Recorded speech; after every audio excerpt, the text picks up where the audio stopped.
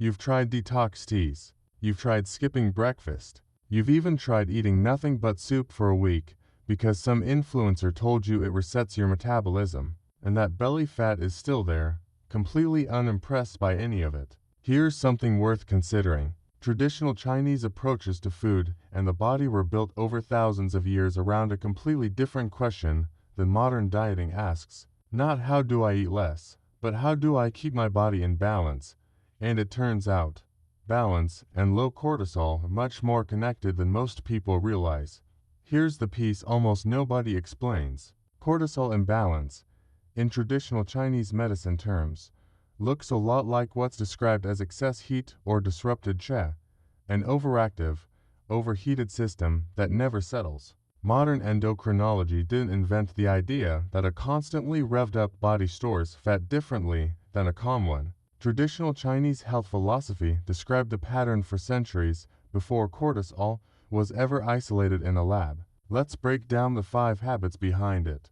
Step 1. Drinking warm water, not cold. In China, cold water and iced drinks are traditionally avoided, especially with meals, in favor of warm or room temperature water throughout the day.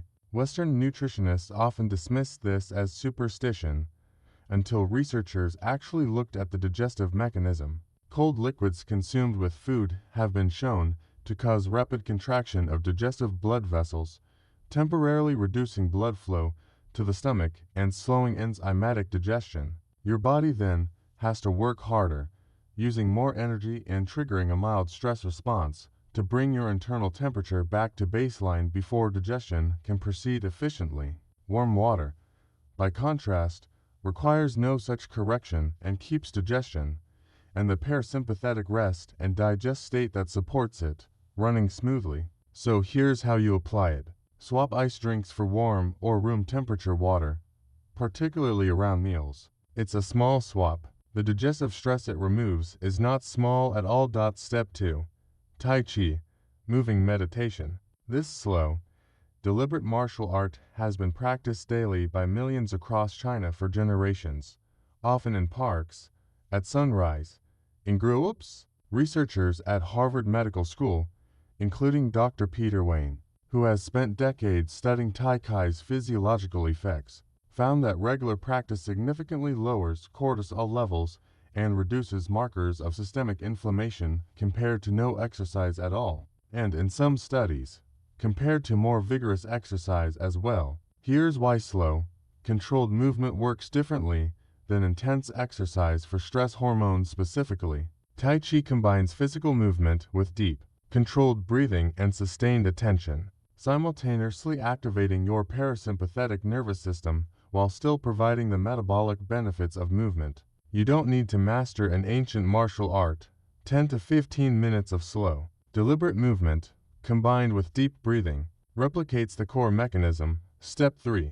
Congee and warm, easily digestible breakfast. Traditional Chinese breakfast rarely involves the heavy, sugar-laden options common in the West. Congee, a simple rice porridge, along with warm soups and steamed foods, is the norm. Here's the physiological reasoning. Your cortisol is naturally at its highest point in the morning, part of the cortisol awakening response we've discussed before. Eating a heavy, hard-to-digest meal on top of already elevated morning cortisol forces your digestive system to work overtime precisely when your body is least equipped to handle it efficiently. Research on gastric emptying rates has shown that easily digestible, warm foods require significantly less digestive effort and produce more stable post-meal blood sugar responses than heavy, cold, or sugar-dense breakfasts. Stable blood sugar in the morning means your cortisol curve declines naturally throughout the day instead of spiking again from a mid-morning sugar crash. Step 4. Herbal tea rituals, particularly green tea and chrysanthemum tea. Tea culture in China isn't just about the beverage. It's a structured daily pause, often taken slowly, without multitasking. Green tea specifically contains L-theanine, an amino acid that has been studied extensively for its ability to promote calm alertness without sedation. Research published in the journal Biological Psychology found that L-theanine measurably reduces cortisol reactivity to stress when consumed regularly. but the ritual itself matters almost as much as the compound. Taking even 5 minutes, multiple times a day, to slow down, prepare tea intentionally, and drink it without simultaneously working, functions as a built-in cortisol reset scattered throughout the day, rather than relying on one long break to undo hours of accumulated stress. Step 5. Yangsheng, deliberately nourishing life according to the seasons and time of day. This broader philosophy holds that your body's needs shift throughout the day and year, and that fighting against those natural rhythms, working through exhaustion, eating heavy foods in summer, staying up late chasing productivity, creates the kind of chronic internal conflict that keeps cortisol elevated. Modern chronobiology actually supports much of this.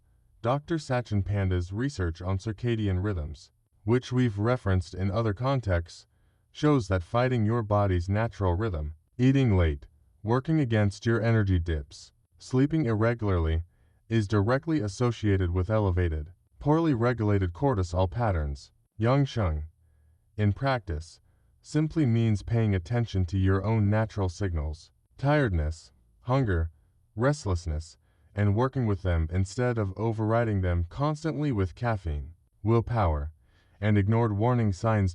So let's bring it all together. 5 habits. Drink warm water instead of cold, especially with meals. Practice slow, deliberate movement like Tai Chi instead of only intense exercise. Choose warm, easily digestible breakfast over heavy, sugary ones.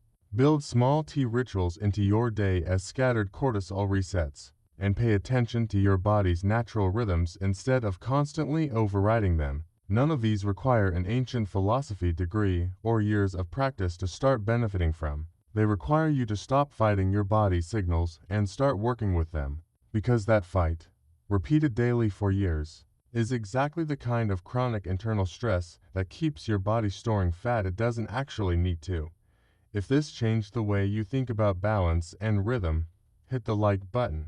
Subscribe if you want more science-backed cultural habits like this, and drop a comment telling me which of these 5 habits you're going to try first. I'll see you in the next one.